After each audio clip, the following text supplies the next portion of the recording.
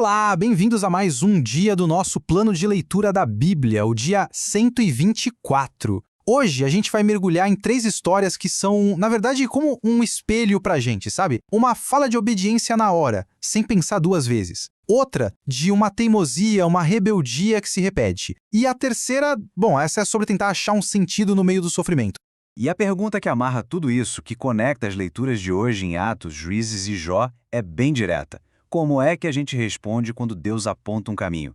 A gente vai ver 3 jeitos bem diferentes de responder a isso e, claro, o que acontece depois em cada caso. Bora lá ver isso de perto.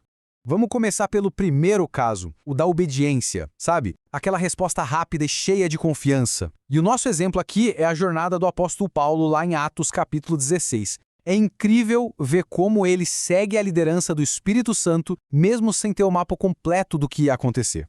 Olha que interessante. A direção de Deus aparece aqui de 2 maneiras bem claras. Primeiro, é como uma porta fechada na cara. O Espírito Santo literalmente barra a passagem deles, impedindo que preguem na Ásia. Mas, e isso é o mais legal, essa porta fechada não era um não definitivo. Era mais um por aqui não. Era um desvio de rota. Porque logo em seguida, outra porta se abre de um jeito impressionante. E essa porta que se abre, então, é uma visão super clara, um homem da Macedônia implorando por ajuda. A reação de Paulo e da turma dele é, uau, é de se admirar. O texto conta que eles entenderam na hora. É Deus nos chamando.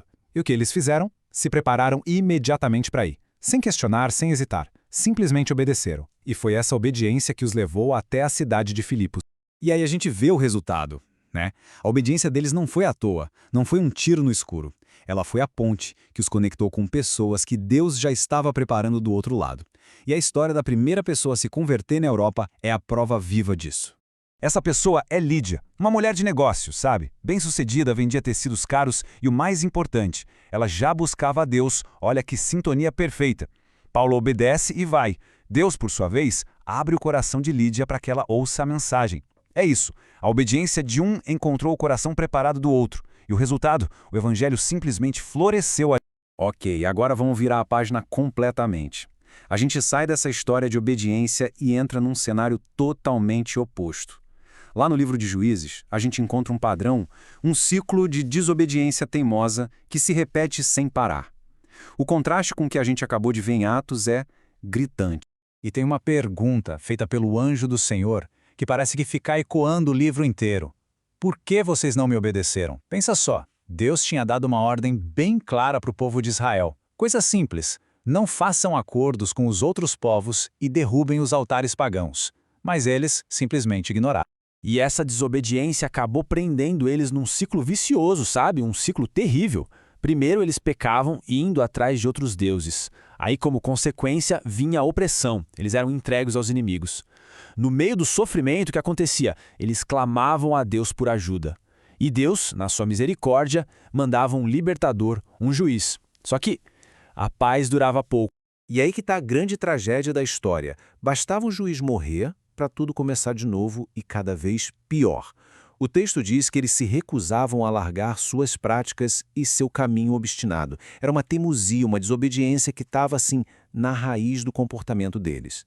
Bom, a nossa terceira parada de hoje nos leva para um terreno bem mais complexo, o do sofrimento.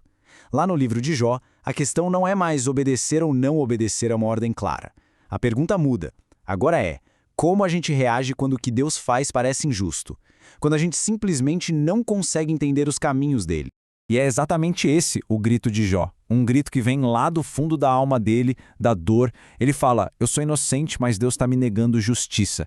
Essa é a luta de todo ser humano, né? Uma luta que atravessa o tempo. Como a gente consegue juntar a ideia de um Deus bom com um sofrimento que não faz o menor sentido? É bem nesse momento que entra em cena um cara mais novo, chamado Eliú, e ele faz uma defesa apaixonada do caráter de Deus. A resposta dele não explica o motivo do sofrimento de Jó, mas ele bate na tecla de quem Deus é. Ele reafirma que Deus é perfeitamente justo e soberano acima de tudo. O argumento de Eliú é basicamente o seguinte: como é que Deus, o Criador de tudo, poderia ser injusto? Ele é a própria régua da justiça. Ele vê todas as coisas, não tem favoritos, e o governo dele alcança cada detalhe, desde as grandes nações até a vida de uma única pessoa. A mensagem final é, mesmo que a gente não entenda o que Deus está fazendo, O caráter dele é totalmente confiável. E então, o que a gente aprende com tudo isso, depois de passar por essas 3 histórias tão diferentes? Fica bem claro que existem jeitos distintos de responder a Deus, seja a direção dele ou a soberania dele. E cada jeito leva a um resultado bem específico. Fazendo um resumo do nosso dia, a conclusão é bem direta, né? Em Atos, a obediência na hora resulta no avanço do Evangelho em vidas transformadas. Já em Juízes, a teimosia na desobediência cria um ciclo sem fim de sofrimento. E em Jó, o questionamento que nasce na dor, no fim das contas, leva a uma reafirmação poderosa da soberania e da justiça de Deus. No fim do dia, a lição é essa. A nossa resposta a Deus é o que define o nosso caminho. Seja um chamado super claro, um mandamento que já conhecemos, ou até mesmo um silêncio de Deus que dói. A forma como a gente responde a isso vai moldar toda a nossa jornada e o que vem depois. Isso tudo joga uma pergunta para a gente pensar, né? Diante da direção de Deus na nossa própria vida, qual vai ser a nossa resposta?